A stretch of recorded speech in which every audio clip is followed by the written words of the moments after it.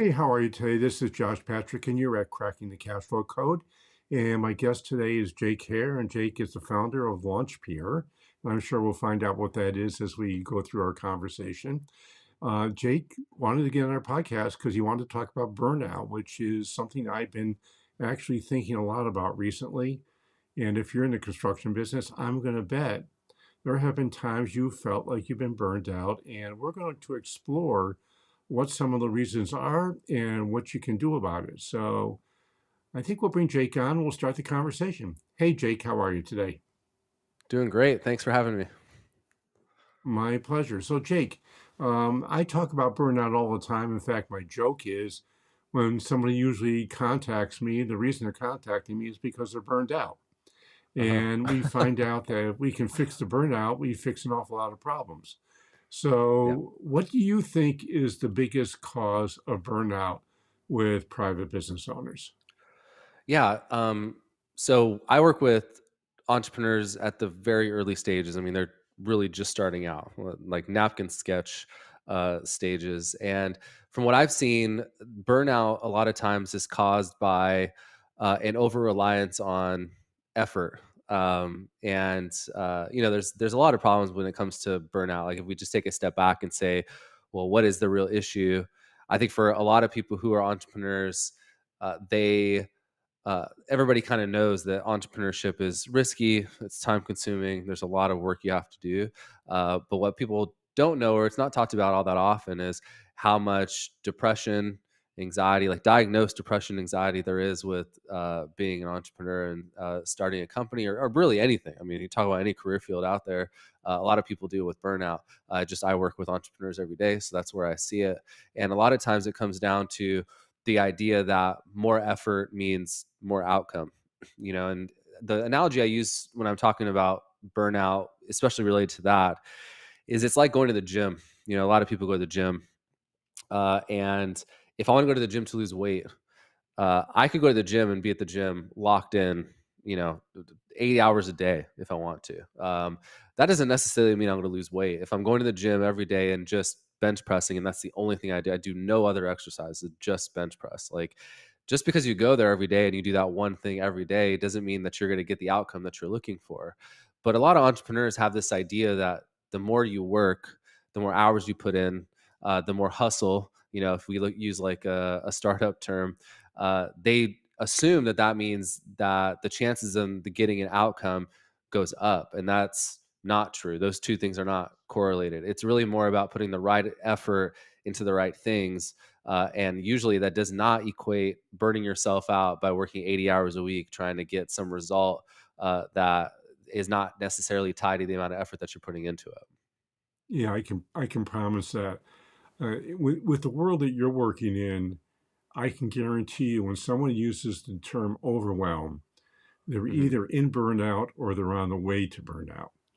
Yeah, And it's a word I really would love to see, especially early stage entrepreneurs, get out of their vocabulary. If yeah, you're overwhelmed, you're trying to do too many things and cut it down. yeah.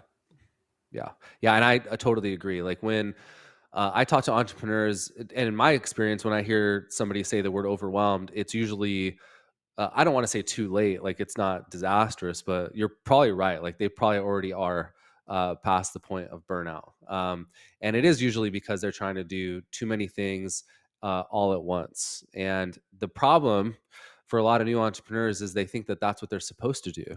Like they think that they're supposed to do all the things all the time, all at once. Because if they don't do that, there's going to be somebody out there who's working harder than they are. And if they just work harder than that other person, they're going to be successful. And we see this in other areas of life too, like in sports. Like we might watch a documentary on like Michael Jordan, and oh well, no one's going to work harder than me, and that's how he became successful. But you're correlating two things that aren't necessarily true.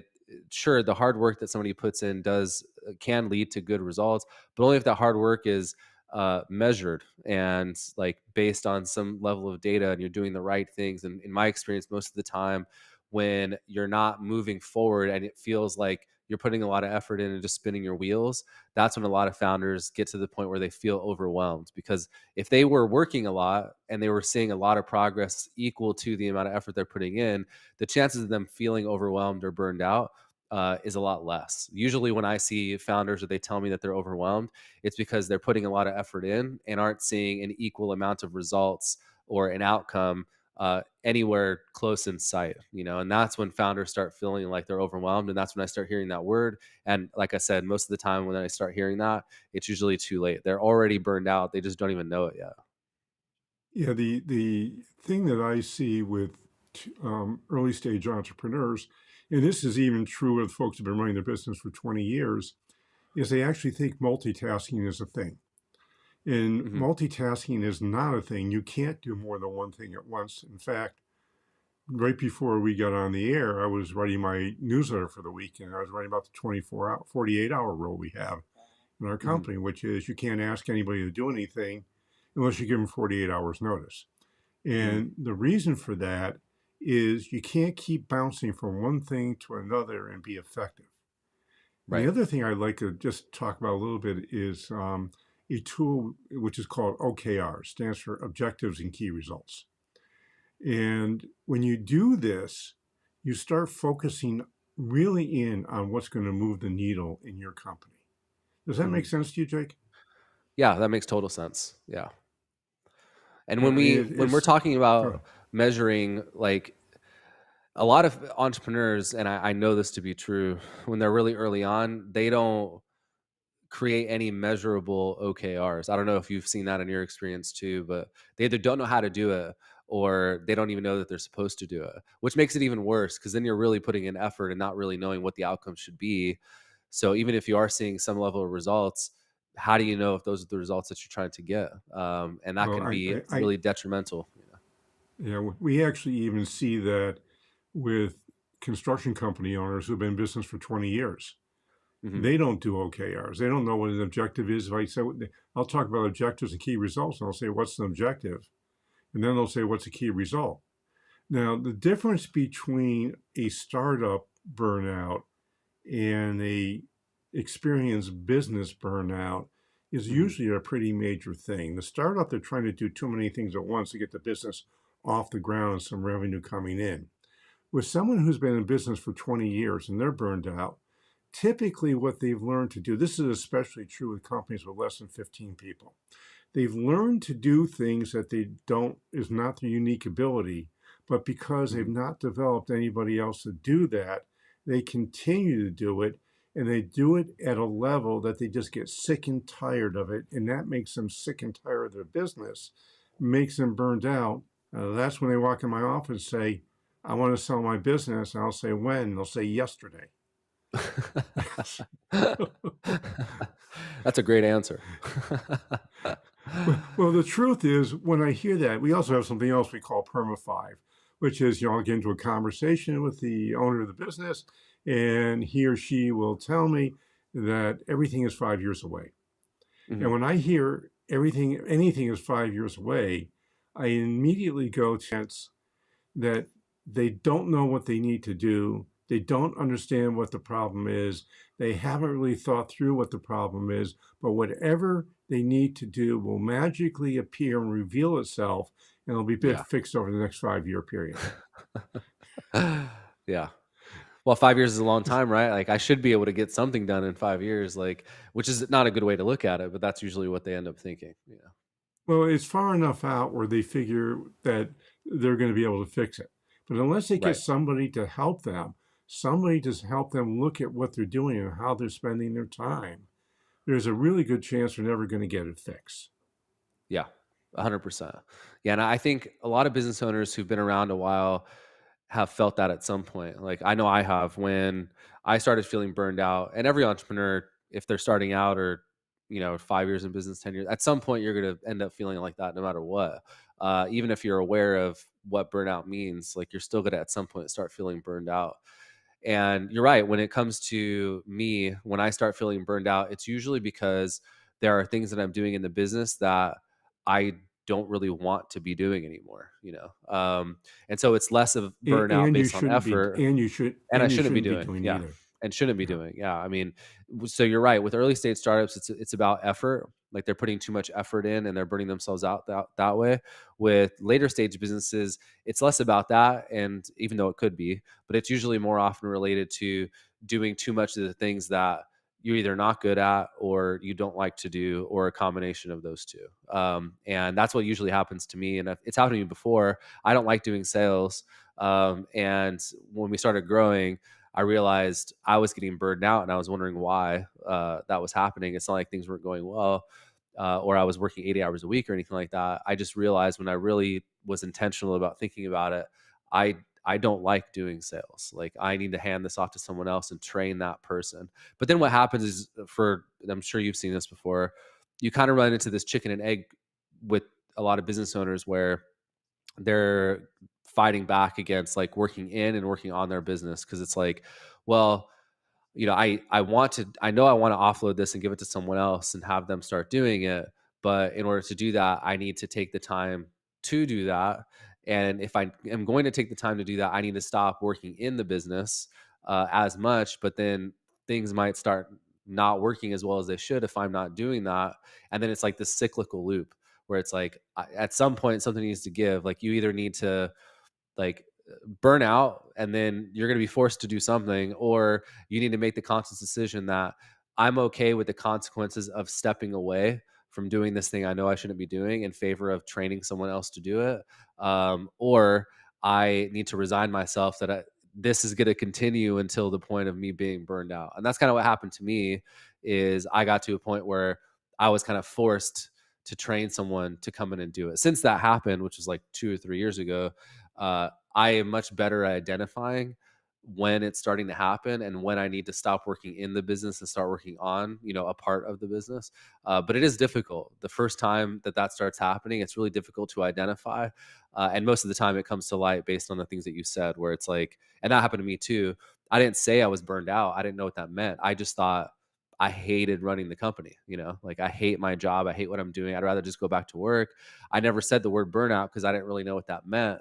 But after the whole situation was over, I realized, well, it's not that I don't like the company. It's that I was just burned out. I shouldn't be doing this. I didn't like doing it. I wasn't good at it. I would need to hand this off to someone else. And after that happened, it was like, it felt like a whole new business to me, which I'm sure that's what happens to a lot of the businesses that you work with too. About 100% of the time. And there's two Yeah. skills that have to happen there. One is you have to become a really good delegator. Hmm. And in my opinion, that is the hardest skill a business owner has to learn. And the second is that, working on your business, you want to become operationally irrelevant at some Yeah. point in your business. And that's where real value is created. If you're not involved in the day-to-day business operation of your business, somebody will want to buy your business and pay you money at some point in the future. How much Yeah. money depends on how successful and big your business is. But the truth is, when I say the term operational freedom or operational relevance, almost every business owner I talk to says, I want that. And there's skills they have to learn. Yeah. Well, they say they want it, but they either don't know how to get it, or when you start trying to help them do it, they have a really hard time letting go, and then Yeah, again, well, that I happens to mean, me too. Like it's very difficult for yeah. me still to give up tasks and delegate things, because I either think, well, I can do this better or faster, which isn't a good way to look at it, or I Which say, might be true, but which might be true, by the way. but yeah, which might be true, and a lot of times, especially for early companies, it probably is true, but that shouldn't be a reason. I'd rather have somebody else do something good enough than me be forced to do it and it be like quote perfect.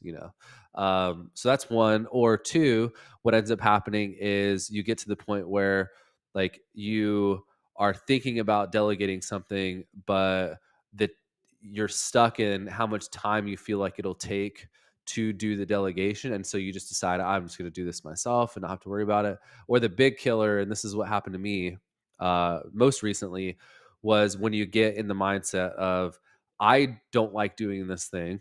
So I don't want to and a good leader will sometimes feel this way. I don't like doing this thing. I don't want to delegate it to someone else because even I don't like doing it. So how fair is it for me to give this to someone else?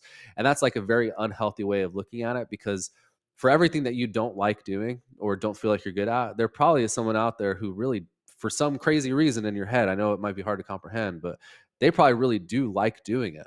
They probably really love whatever it is that you hate. You just need to find the person and train that person to take over that job. But it is difficult when you're in that situation, you're living in it, which is why it's always good to have like an outsider's perspective to come in and kind of like take a good view of what it is that you're doing that you probably shouldn't be doing anymore. Yeah. Yeah, well, and the truth is, you can almost always hire somebody that loves what you hate. And that's Yes. where Yeah. complementary teams come in. So that's part of being a good delegator is saying, who should I delegate this task to? Yeah. And will they love doing it? I mean, one of the things we do is we help people install a methodology called Scrum, which helps them become way more efficient in building jobs and doing electrical work or building a Yeah. home. And at the end of the week, we asked them to do a retrospective over what they wanted to produce that during that week. In the retrospective, we asked for three questions. What did you love about the work you did last week? What did you hate about the work you did last week? And what would have to change for the work that you hated to become work that you love? Hmm. And if you're curious about that, what you're going to find is the vast majority of the time, your people are going to tell you something that's really pretty easy to do, Right. and you can do it right away. So it's like one of my favorite questions of all times is, what do you love? What do you hate? And what do you got to fix? Yeah. So it just, it's again, it's a way to avoid burnout and helping your team avoid burnout and helping your team stay in what Dan Sullivan calls your unique ability area. Hmm. And frankly, if I hire people and I have them work in a unique ability area, they're going to be far better than I am, and they're going to get it done faster and better than I ever could. Right. Yeah. Yeah, I totally agree. And I think for a lot of business owners, the thing that they kind of discount the idea of delegation being such an important skill to learn. I know I did. I always thought sales is really important, marketing is really important. Lead generation, customer success, whatever, the knowledge of whatever industry it is that I'm working on. Like we kind of over overplay how important those things are. But as you start building your company, the most important thing that you can do is get really good at delegation, like really good at understanding how to pass things off to different people. If you look at the most successful business leaders out there who've been incredibly successful, you're going to find that like they're probably not the smartest person. They're probably not the most skilled at their field or in their job. They're probably not, didn't have like the most like privilege in terms of like getting to where they are. But one thing they did and do a really good job of is finding the people and surrounding themselves with the people who can do the stuff that they either aren't good at, or somebody else can do it better, or that they just don't like to do. I mean, there's a reason why like Elon Musk is able to run like 20 companies at one time. He's not doing all that stuff on his own. He's just very good at finding the right people to surround himself with who can do that work for him. And that's a very good skill that I don't think is taught enough. But it also directly relates to burnout, because that helps avoid you getting burned out if you can actually do that. Well, one of the good things I tell people, people say, I don't like employees. I say, well, you should love employees because the more employees you have, the less time you're going to spend doing stuff you're not good at and you don't like. When I had my Right. food service company, we had 90 people on our team. And I will tell you, when at the last 5 years of running a food service company, I literally didn't do anything that I wasn't great at because we had Mhm. people that were far better than me at all the operational stuff in the business. I was really good strategically. I was really good with helping our team get better. I Yeah. was not very good at doing the work. And Right. frankly, like you, I don't like, especially like cold call selling. I Mhm. love to close new business though, and that's what I did. We had a Yeah. team that would go out and open the door and get us started and go through our pipeline steps. And when it came time to close the deal, I walked in and I would say, "Hi, I own the business. I love you, and I am really interested in having you have the greatest, best food service you could possibly have. And here's how we do it." Right. And Yeah. as a result, the stuff I didn't like doing, I didn't have to do because we had people on our team that did it. Yeah. Yeah, and that's exactly like one good exercise that I found, this has been helpful for me, is sitting down on a pretty regular basis, once a month, once a quarter. Uh, but in the beginning, maybe do it every day, is to sit down and look at your calendar, or look at your to-do list and try to write down the things that are either, if it's on your calendar, what are you not looking forward to? Like, look at your calendar and see what thing is on there that's like, you get that little feeling in your stomach of like, man, I don't want to do that thing, like find those. Or if you have like a to-do list, or I don't know, whatever task management tool that your company uses, look at the to-dos that are sitting on there and either look at the ones that you don't want to do, like you get that same feeling when you look at that item on your list, or the thing that's been sitting on your to list forever because you keep pushing it down in favor of doing other things. And everybody has that stuff, you know. And ideally, in an ideal world, what would end up happening is you would delegate so much to other people, or processes or systems, and there's a lot of ways to do delegation. It's not just to employees. You can delegate stuff in any number of ways. Getting that stuff off of your plate and creating a plan whenever those things come up of like, okay, every time that this kind of thing shows up on my calendar, I always dread it. Like, how can I get rid of this? That way, when you wake up one day next month or in a couple months, everything on your calendar and everything on your to-do list feels like exciting to you. Like you want to get up and you want to do those things. Like you're not, because I mean, if you don't do that, what's the point of owning your own business? If you're going to be going into Sunday night dreading Monday, or if you're going through the week looking forward to Friday night, like what's the point? Like just go get a job somewhere, Like at that point it's like there's so much risk involved in starting a company or running a company. If you don't love what you're doing, every single part of it within reason, then why are you even here, And if you're not willing to put the effort in to like make it that way, no one else is going to do that for you. And so that's like a really simple, easy exercise you can do, is just like audit your to-do list, audit your calendar for the things that you hate, and get someone else or some other process or system to do those things for you instead. That's great advice, Jake. And unfortunately, we are out of time and we're going to have to end it here. So I'm going to bet there are folks who are either watching this on video or listening to it as a podcast episode. Would love to get more information from you. So how would they go? How would they find you? And what is it your Yeah. company actually does a little bit? And what's your contact information? Yeah, so LaunchPeer, we've been around for 7 years. We're a incubator for very early stage tech startups. So think about coming to us with a napkin sketch, and ideally you would leave somewhere around 6 to 9 months later with a built app, your first users, and your first outside funding from investors. And so if you want to find out more about what we do and our whole process and how we work, you can go to launchpeer.com and check it out. Also, you can find me and connect with me on LinkedIn or Twitter. Luckily, there's not a lot of Jake Hares out there, so it should be fairly easy to find me at least.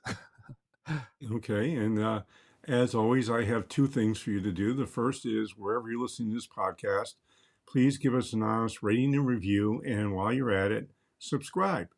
The more subscribers we have, the happier our friends at Apple and Spotify and all the other hosting places are. And it helps to give us a review. If you love us, give us 5 stars. If you hate us, well, I hope you don't. But if you do, you can give us less than 5 stars. The second thing is that I write a weekly newsletter. In fact, I'm writing right now about burnout by using what we call the 48-hour rule. So if you'd like to find out what that is, it's pretty easy to get the newsletter. You just go to www.sustainablebusiness.co/newsletter. That's www.sustainablebusiness.co/newsletter. It goes your first name and email address, and every Tuesday morning at 9 o'clock East Coast time, you'll get a copy of our newsletter. So this is Josh Patrick. We're with Jake Hare. You're at Cracking the Cashflow Code. Thanks a lot for stopping by. I hope to see you back here really soon.